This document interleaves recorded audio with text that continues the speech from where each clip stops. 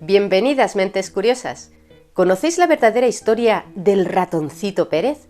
¿Sabíais que en España e Hispanoamérica se popularizó gracias a un cuento escrito por un sacerdote para regalárselo a un niño que era rey?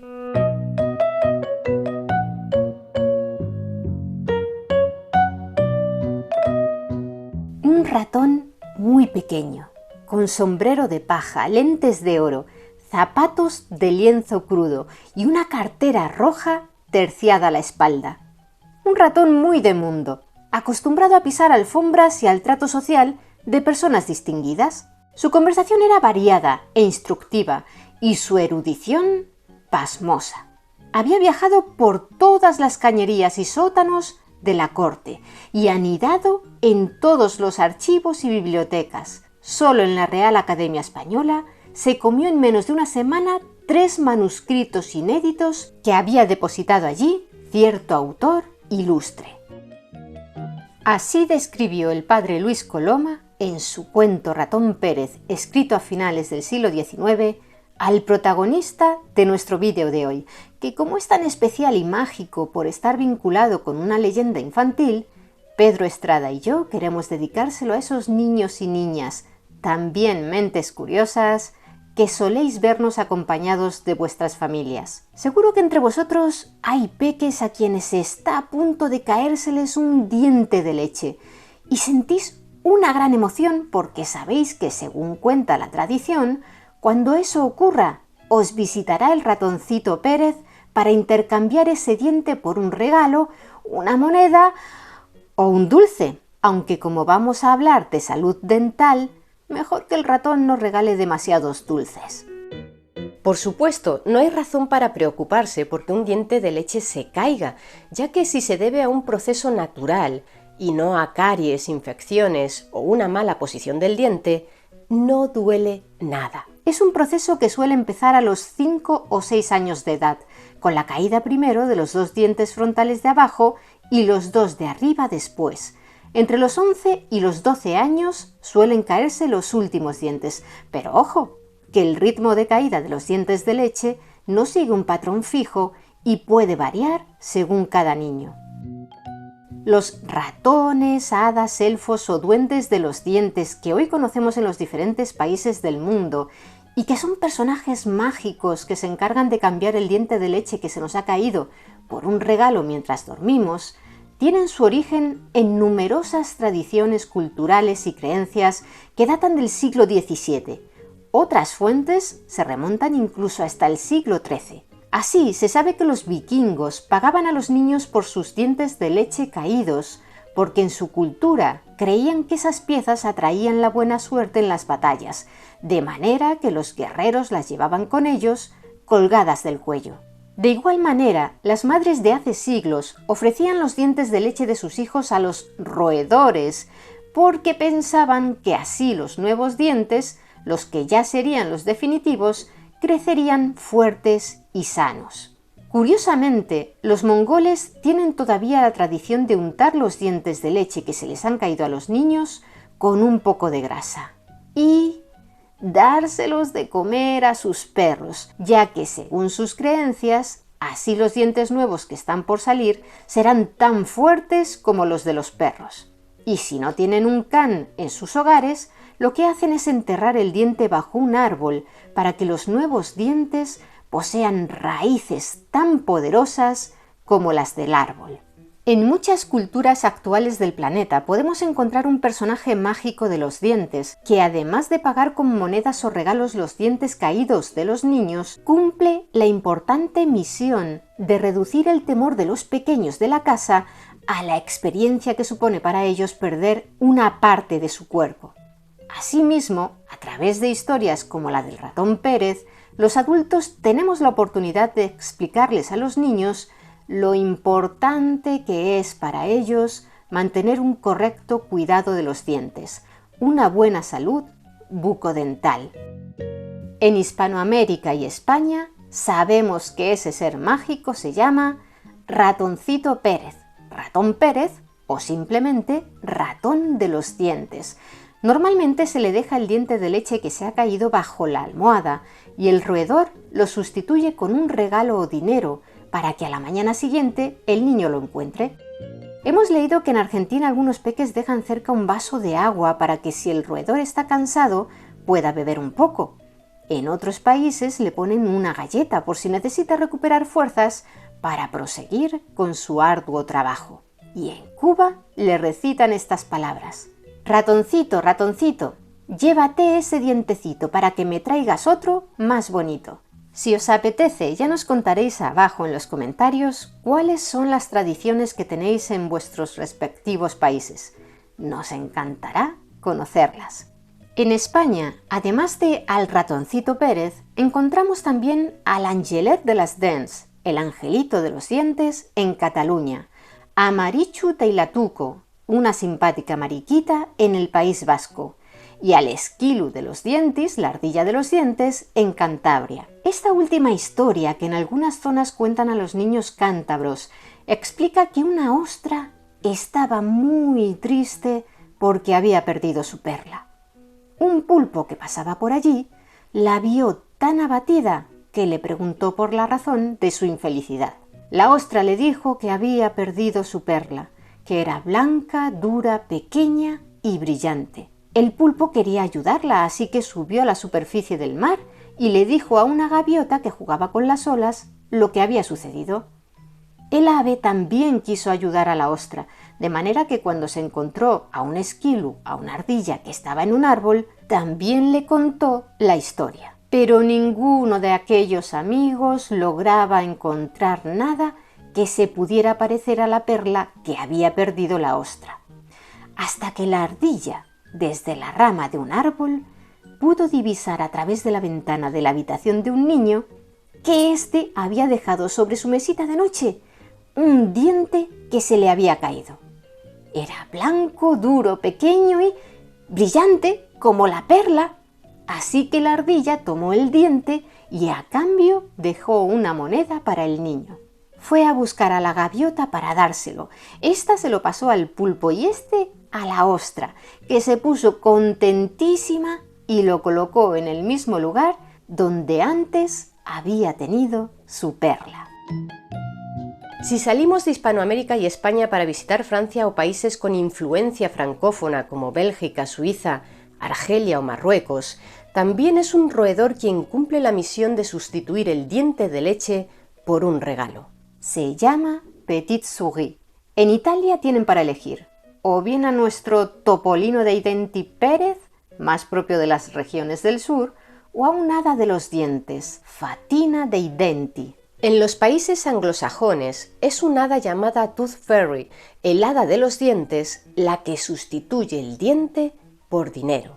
También en Alemania, donde en ocasiones el hada de los dientes no solo deja un regalo, sino también una cartita en la que le ofrece al niño consejos muy útiles para que pueda cuidar sus dientes lo mejor posible. En Turquía no esperan a que ningún personaje venga a recoger el diente de leche. Según una tradición, el diente provoca el futuro del niño, de manera que si unos padres quieren que su hijo llegue a ser un gran jugador de fútbol, entierran la pieza dental perdida en un campo de fútbol, y si prefieren que sea médico, lo harán cerca de un hospital. En países asiáticos como Japón, si el diente de leche que se ha caído es del maxilar inferior, el niño lo lanza hacia arriba, al tejado de sus casas o santuarios, para que el permanente que tiene que salir crezca saludable y derecho hacia arriba.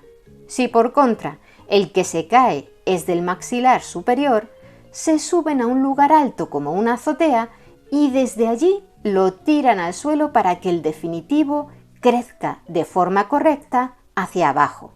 Mientras lanzan el diente, desean con todas sus fuerzas tener una dentadura fuerte. Aunque hoy en día muchas madres japonesas y también de otras partes del mundo lo que están haciendo es guardar los dientes de leche como recuerdo y llevarlos a tiendas especializadas que los transforman en originales joyas, normalmente collares o pulseras.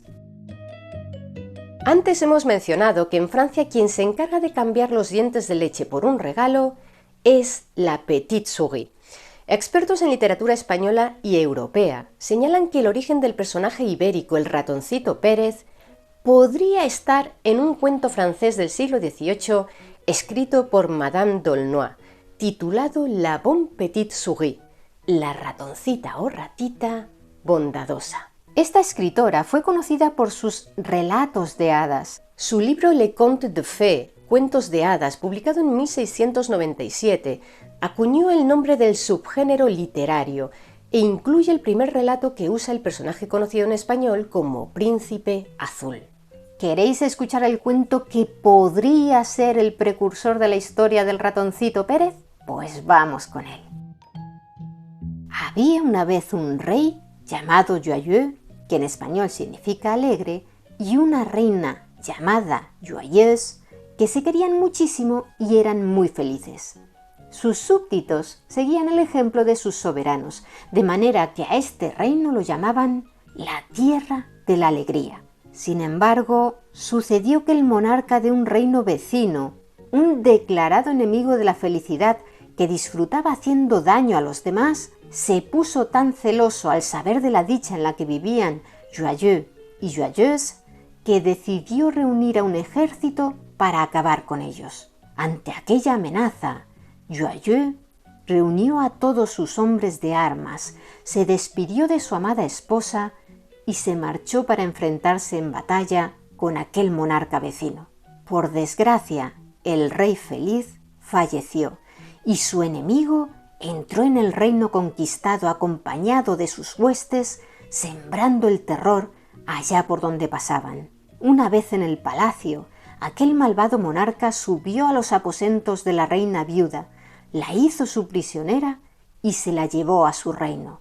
Tenía planeado acabar con la vida de Joyeuse también, pero resulta que se percató de que la mujer estaba embarazada.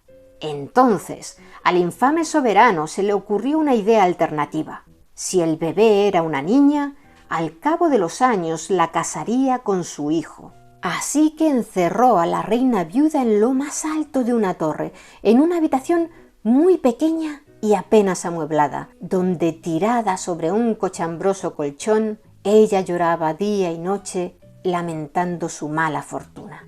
Un día, el rey villano de esta historia llevó a un hada a la torre donde permanecía encerrada la reina, porque deseaba que aquel ser mágico le revelara si su prisionera estaba embarazada de una niña, que era lo que a él le interesaba, o de un niño, en cuyo caso planeaba asesinar tanto a la madre como al hijo. El hada se acercó a la reina y, conmovida por su profunda tristeza, le dijo en voz baja para que el pérfido rey no la oyera: «Ánimo, señora, vuestras desgracias terminarán.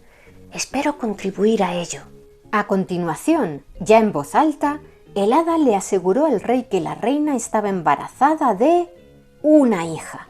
«Será la princesa más bella e instruida que jamás se haya visto», le explicó. El carcelero que mantenía vigilada a la reina Joyeuse se encargaba de llevarle cada día la comida, que consistía en 3 guisantes cocidos en agua y un pedacito de pan negro. Así que la mujer, pese a estar encinta, enseguida se quedó en los huesos. Además, el pérfido rey la obligaba a trabajar, a pasar toda la jornada hilando para él. Pero resulta que un día, mientras lo hacía, se coló en la habitación una ratoncita que no paraba de bailar, saltar y entretenerla. La reina, agradecida, le dio el guisante que le quedaba para la cena. «No tengo más, y os lo doy de buen corazón», le dijo a la ratona.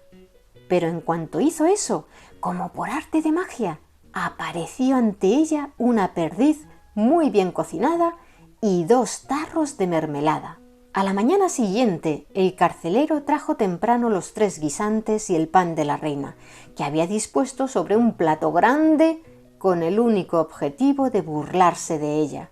Sin embargo, antes de que Joyeuse pudiese dar cuenta de su banquete, la ratoncilla se lo comió todo. Al principio, como podéis imaginar, la reina se enfadó con la roedora porque la había dejado sin comida, pero le duró poco el enojo, porque en el plato aparecieron toda clase de cosas buenas para comer. La comida la ayudaba a sentirse un poquito mejor a nivel físico, pero las fatigas de su mente no cesaban, ya que estaba muy preocupada por el posible destino del bebé que estaba por nacer.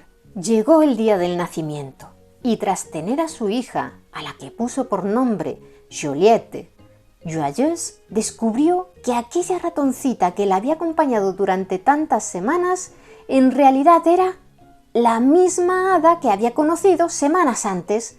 El hada se había transformado en un animal para poder estar con ella y tras constatar que Joyeuse era una buena persona, había decidido ayudarla. El hada, que estaba muy acostumbrada a que todos quisieran mostrarle su amor, pero solo por interés para que ella les hiciera regalos, había quedado conmovida por el buen corazón de la reina, que le había concedido su amistad de corazón a una simple roedora. Para salvar al bebé recién nacido de las pérfidas manos del rey malvado, la reina le dio el bebé al hada para que se ocupara de ponerla a salvo.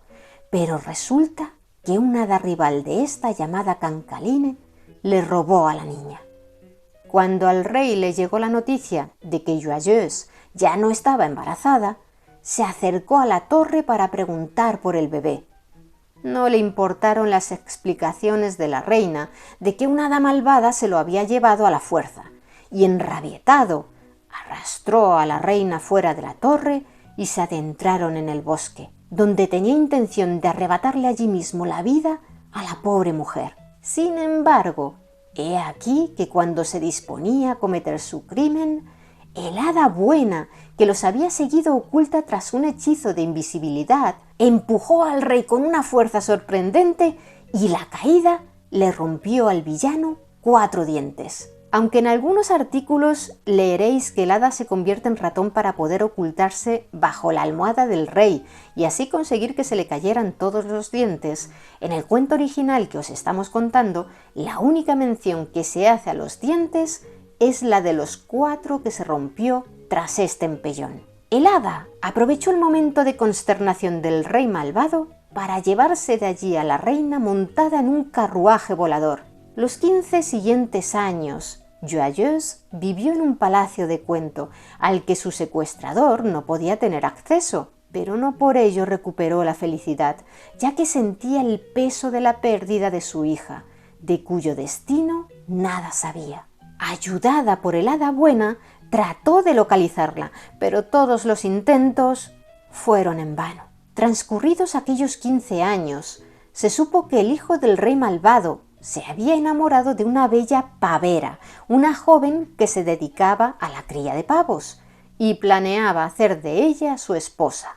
Sin embargo, la muchacha, que era extremadamente hermosa y sabia, no se mostraba dispuesta al casamiento porque el príncipe era de corazón tan negro como su padre. La curiosidad provocó que el hada fuera a verla, aunque antes se ocultó bajo la apariencia de una anciana pastora. Tras enterarse el hada de que aquella muchacha no sabía quiénes eran sus padres y que había sido una hada llamada Cancaline quien la había dejado allí para criar pavos, enseguida entendió que se trataba de la princesa perdida. Pero es que, por si fueran pocos datos, la propia joven se lo confirmó. Me llamo Juliette, a vuestro servicio. El hada se fue a comunicar la buena nueva a la reina, que por un momento recuperó su alegría de antaño. El plan para rescatar a la princesa consistía en que al día siguiente el hada buena tomaría su carro volador y viajaría hasta el reino del monarca malvado para rescatar a Juliette y llevarla junto a su madre. Sin embargo, el infame rey, que era la causa de todas las desgracias de la familia Joyeuse, se enteró de que la joven se negaba a contraer nupcias con su heredero y decidió encerrar a la muchacha en una torre. ¿Qué hizo entonces el hada buena? Se transformó una vez más en una ratoncita y se escondió bajo la almohada de la cama de aquel perverso soberano. De manera que en cuanto él se echó a dormir, le mordió la oreja. Su real majestad se revolvió hacia el otro lado y entonces la roedora le mordió la otra oreja. El rey furibundo reclamó a gritos la presencia de sus sirvientes para que buscaran y acabaran con aquella ratona, pero no lograron dar con ella porque ya se encontraba en la habitación del príncipe para causarle, como al padre, un sinfín de heridas. En cuanto el rey volvió a estar soñoliento, la ratoncita hada le mordió la nariz y cuando él intentó protegérsela, la roedora se ensañó con sus manos. No quedó rincón de su cara que no atacara, de manera que el rey terminó con un aspecto terrible y casi no podía ni hablar del dolor. La ratona terminó momentáneamente con él, regresó con el príncipe y con sus ataques lo dejó ciego. El joven, cegado no solo físicamente, sino también por la ira, tomó su espada y corrió hacia los aposentos de su padre, quien también furioso y jurando a todos que iba a matarlos si no atrapaban al ratón, también esgrimía una espada. La furia confundió a padre e hijo y terminaron enfrentándose entre ellos, y ambos perdieron la vida. Así se pudo producir el reencuentro feliz entre Joyeuse y Joliette. El hada propició que los súbditos del ya fallecido rey malvado aceptaran por soberana a la joven Joliette, ya que con ella gobernándolos podrían vivir contentos y felices. La princesa se casó con el príncipe más hermoso que jamás había visto la luz del día, y lo más importante, tan amable como ella, de manera que todos vivieron felices. Y colorín colorado, este cuento se ha acabado, pero no el vídeo, porque aún nos queda por contaros el del ratón Pérez. No sabemos exactamente cuándo nació el relato popular que tiene a este ratoncito como protagonista y que seguramente se propagó durante mucho tiempo por las calles de Madrid y quizás de otras poblaciones españolas en forma de tradición oral. Pero sí sabemos cuándo se escribió el primer cuento protagonizado por el famoso roedor.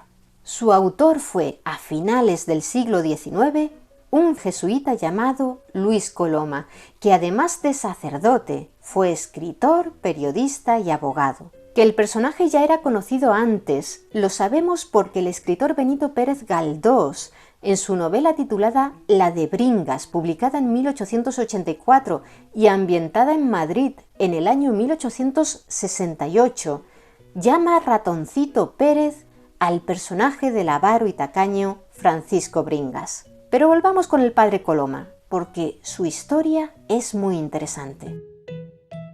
Nació el 9 de enero de 1851 en Jerez de la Frontera, Cádiz, en el seno de una familia de clase media alta que, pese a no tener título nobiliario, el padre era un acreditado médico, contaba con conexiones con la aristocracia. Luis Coloma estudió Derecho en Sevilla y llegó a trabajar como pasante en un bufete. En las reuniones sociales de esta ciudad andaluza, conoció de primera mano las costumbres de la burguesía y la aristocracia de la época, que luego reflejaría en sus obras literarias.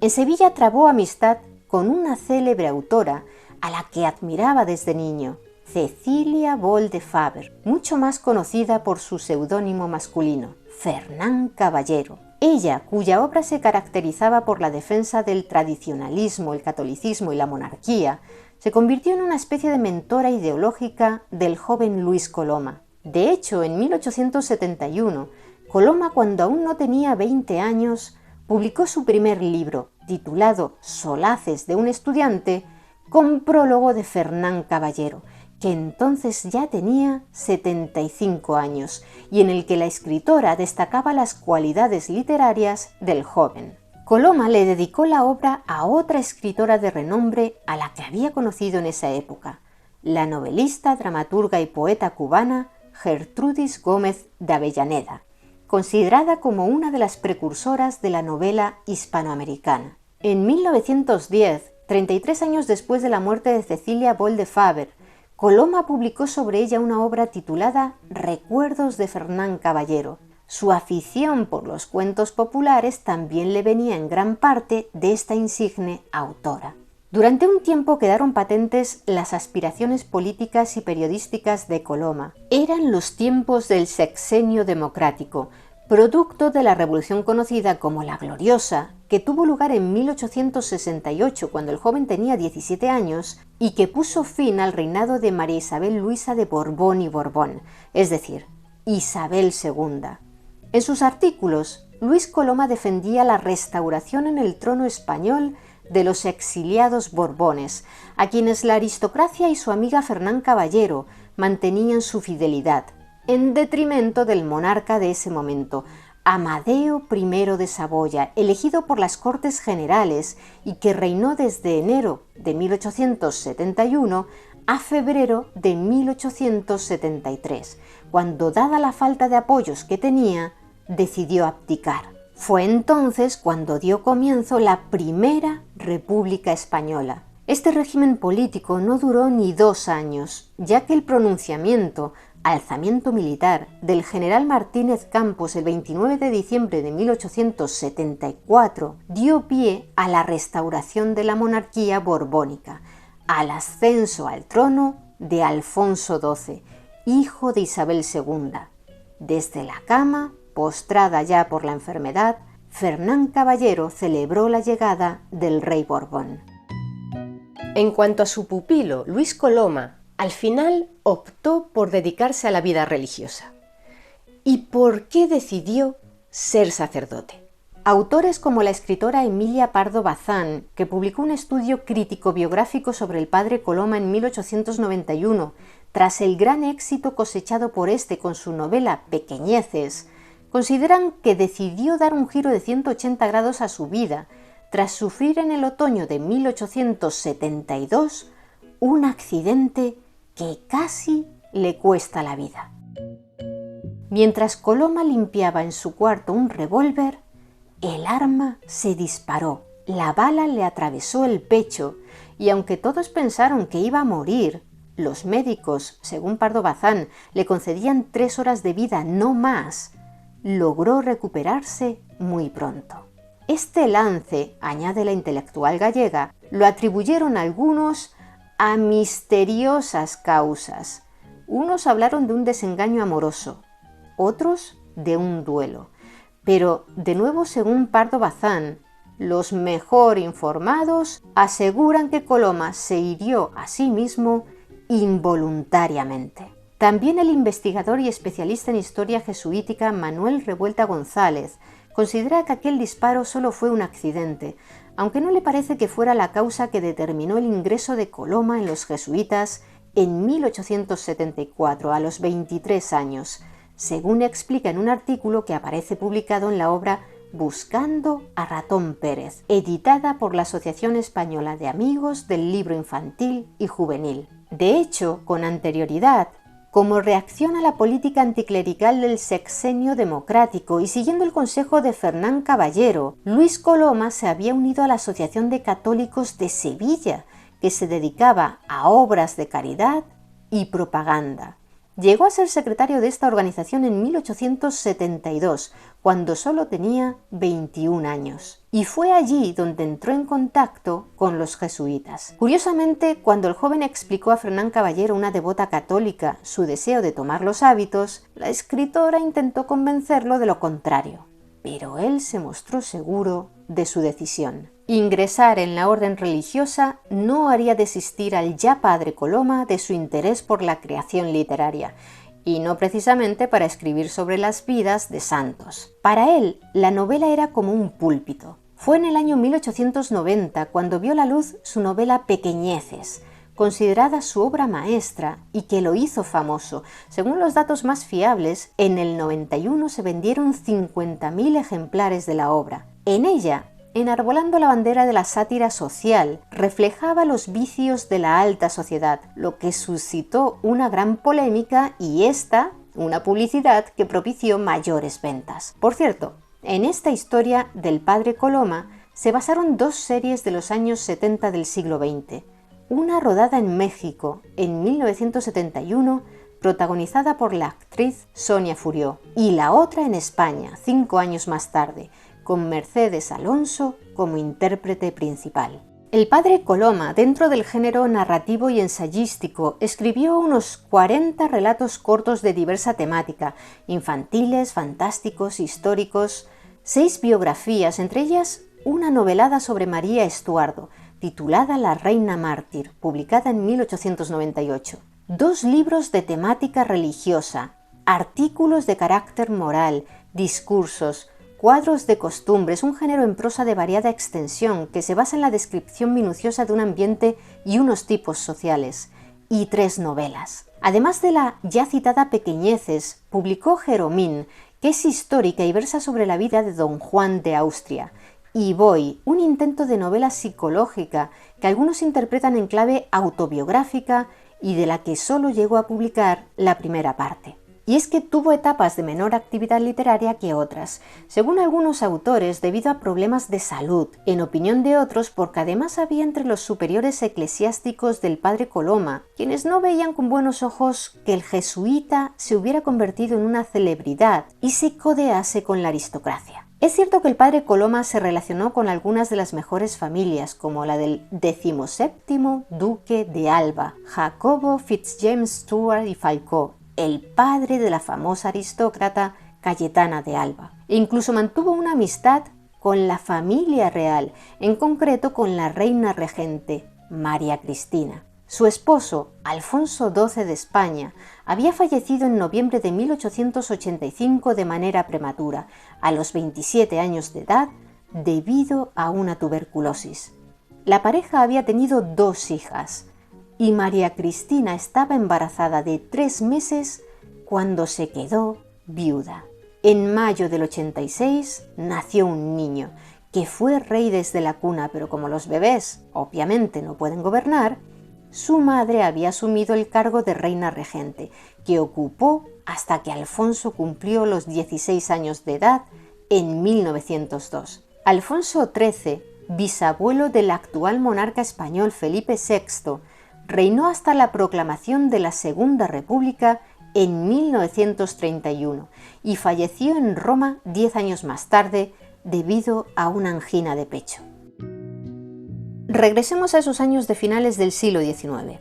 El vínculo del padre Coloma con la reina regente María Cristina de Habsburgo levantó ampollas en algunos círculos de los jesuitas, pero lo cierto es que en gran parte de las ocasiones aquellos contactos fueron para tratar precisamente temas relacionados con la orden, con la que la madre del rey tenía sus más y sus menos, ya que había una facción de jesuitas que se negaban a reconocer a Alfonso XIII. Pues bien, al parecer fue la reina regente quien pidió a su amigo que escribiera un cuento para su hijo cuando éste tenía 8 años con motivo de la caída de un diente de leche, para consolar a Alfonso por esa pérdida. Fue así cuando surgió la historia del sagaz ratoncillo que se dedicaba a ir a las casas de los niños a quienes se les había caído un diente para llevarles una moneda a cambio, una peseta de plata, seguramente basado en la tradición oral que ya existía sobre el personaje. El manuscrito del padre Coloma, escrito de su puño y letra, se conserva en la cámara acorazada de la Real Biblioteca del Palacio Real de Madrid, con su firma y una dedicatoria al rey Alfonso XIII. Según una publicación del Instituto Cervantes, el monarca tuvo el libro durante años en sus habitaciones privadas. Está encuadernado en piel verde y tiene broche y cortes dorados. Como el libro lo escribió cuando el niño rey tenía 8 años, se supone que debió de hacerlo entre 1894 y 1895. El cuento aparecería publicado por primera vez en 1902, justo el año en el que Alfonso XIII fue declarado con 16 años mayor de edad y asumió personalmente la corona tras la regencia de su madre. La publicación no solo incluía el cuento del ratón Pérez, sino también otras 7 narraciones de Luis Coloma, en su obra titulada Nuevas Lecturas. El cuento se publicó ya de forma independiente 9 años más tarde, en una obra ilustrada, tanto la portada como los interiores, por el pintor y dibujante burgalés Mariano Pedrero.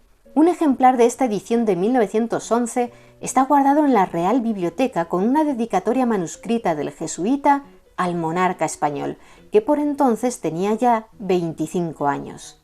Por cierto, en 1908 el padre Coloma había tomado posesión de su plaza como académico en la Real Academia de la Lengua. En 1915 llegó la primera traducción a otro idioma del cuento Ratón Pérez, realizada por Lady Morton, con ilustraciones en color de George Howard Vyse y publicado por John Lucas & Company, London. Se titulaba Pérez de Maus y le dio al cuento fama internacional. También se guarda un ejemplar de esta edición en la Real Biblioteca. Fue un regalo del entonces bibliotecario el conde de las Navas al rey un año después de la publicación, en 1915, el mismo en que murió el padre Coloma debido a una dolencia cardíaca. En esta obra, la traductora añadió una pequeña explicación de esta costumbre española de colocar los dientes bajo las almohadas y esperar la llegada de Ratón Pérez, e invitaba a los niños ingleses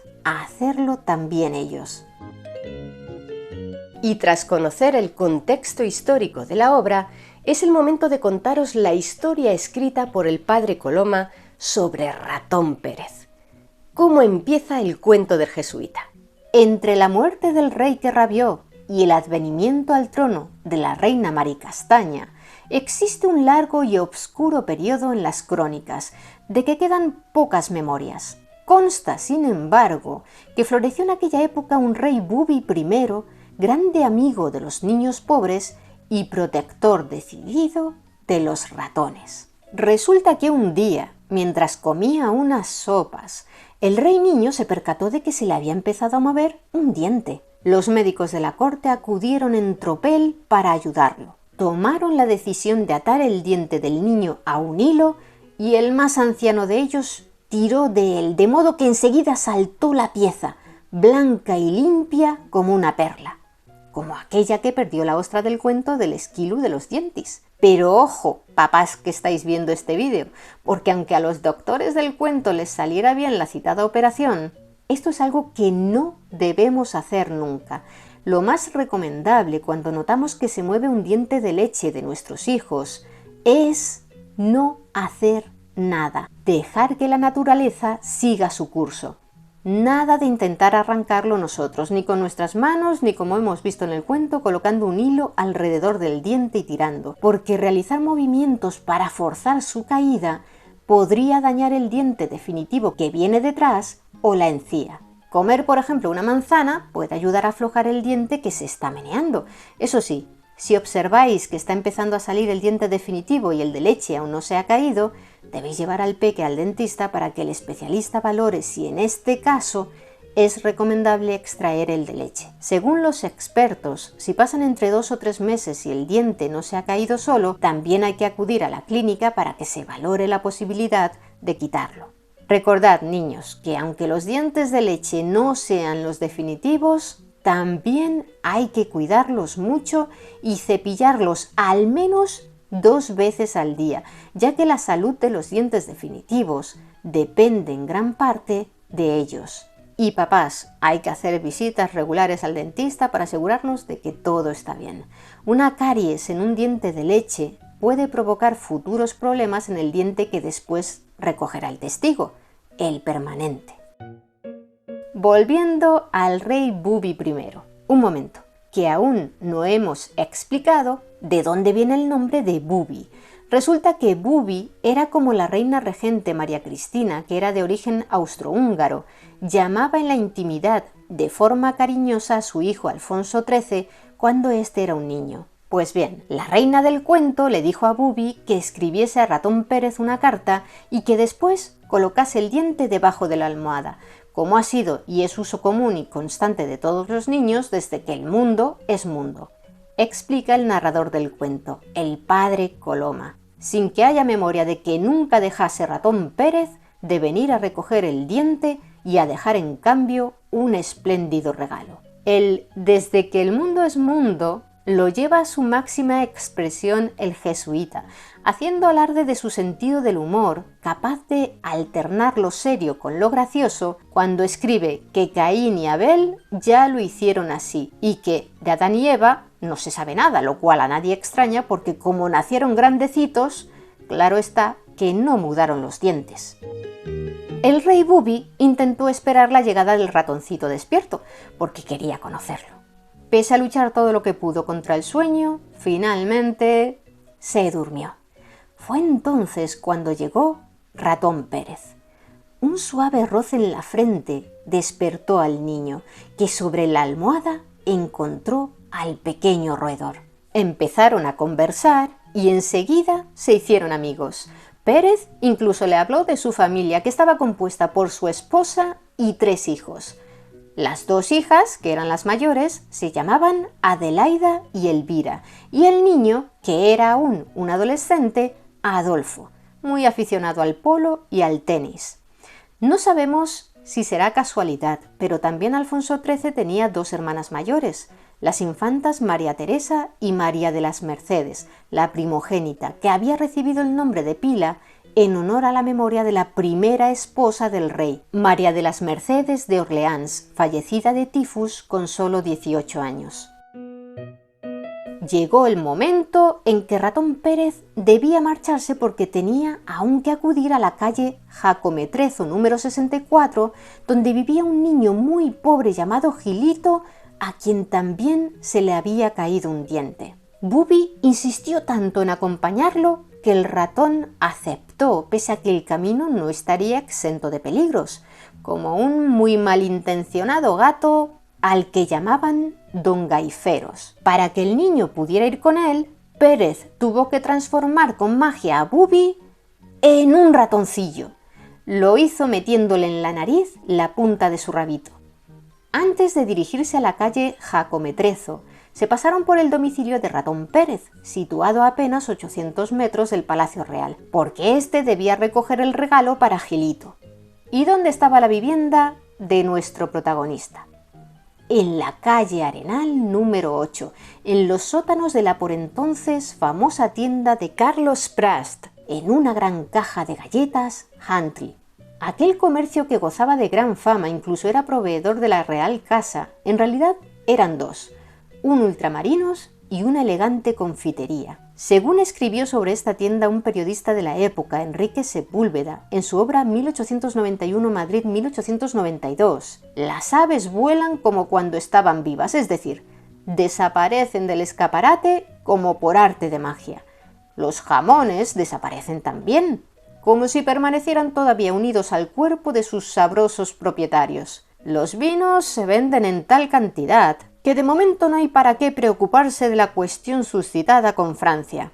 Los dulces se expenden a su vez por toneladas. En fin, aquello es un delirio gastronómico que bien vale por la extraordinaria gula que representa una confesión fuera de abono.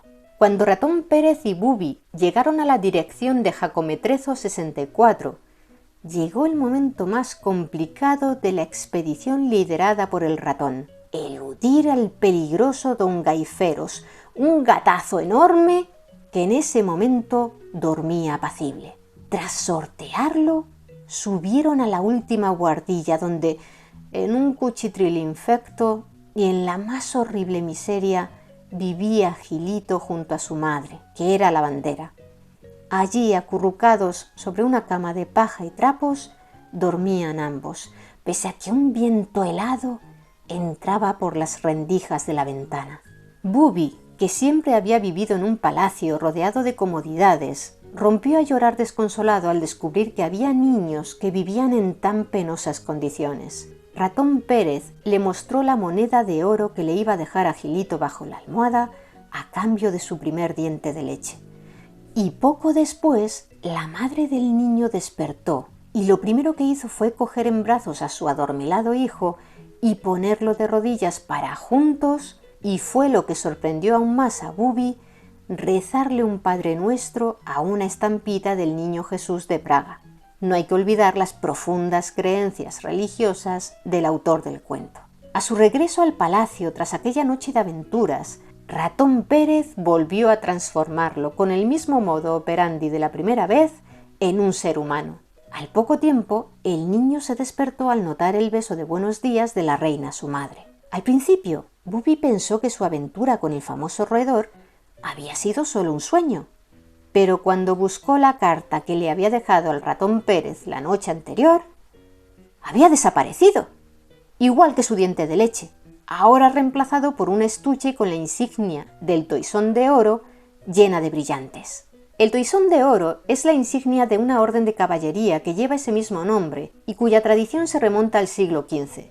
Es una de las órdenes de caballería más antiguas de Europa y está muy ligada a la dinastía de los Habsburgo y a las coronas de Austria y España. Desde que se creó la orden se han entregado 1.200 collares, todos ellos están numerados y hoy en día hay 18 personas que lo tienen. Es la máxima distinción que concede la familia real española y no es hereditario, de manera que cuando la persona titular fallece, el toisón de oro debe regresar a la casa real. Así, en 2018, la princesa de Asturias, Leonor, recibió el que había sido de su bisabuelo, don Juan de Borbón. El caso es que el niño del cuento de Coloma no prestó demasiada atención al toisón de oro, porque estaba ensimismado pensando en la pobreza en que vivía Gilito. Le preguntó a su madre por qué los niños pobres rezaban lo mismo que él, el Padre Nuestro, a lo que ella respondió que Dios era su padre igual que era el padre de Bubi, de manera que el pequeño dedujo que entonces todos aquellos niños pobres eran sus hermanos,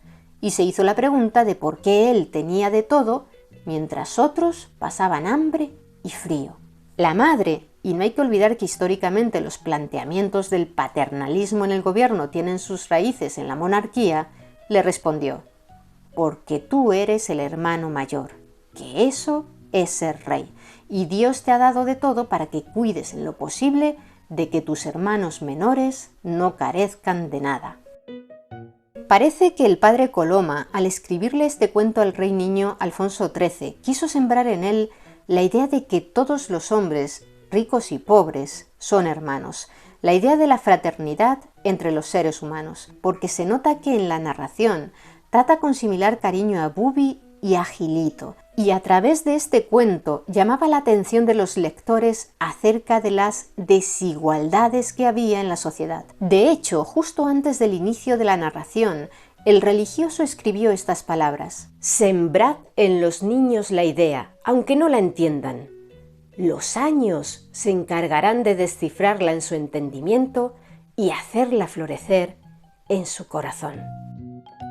Hoy encontraréis en la dirección que nos dejó el padre Coloma como residencia de Ratón Pérez, Arenal número 8, en la primera planta, la preciosa Casa Museo de Ratón Pérez, abierta desde 2008 y situada a pocos metros de la Plaza Mayor y de la Puerta del Sol. Resulta interesante tanto para adultos como para pequeños, porque en este espacio conviven la magia, la cultura y la historia. Allí se puede ver, entre otras cosas, la casa familiar de Ratón Pérez, la gran caja de galletas Huntley, el buzón de correos a través del cual los niños y las niñas se ponen en contacto con él, una reproducción parcial de su despacho a tamaño humano, al que se accede a través de un divertido túnel pasadizo que es una caja de galletas, y por supuesto disponen de una tienda de recuerdos en la que podréis conseguir el famoso cuento escrito por el padre Coloma, un facsímil de la obra de 1911.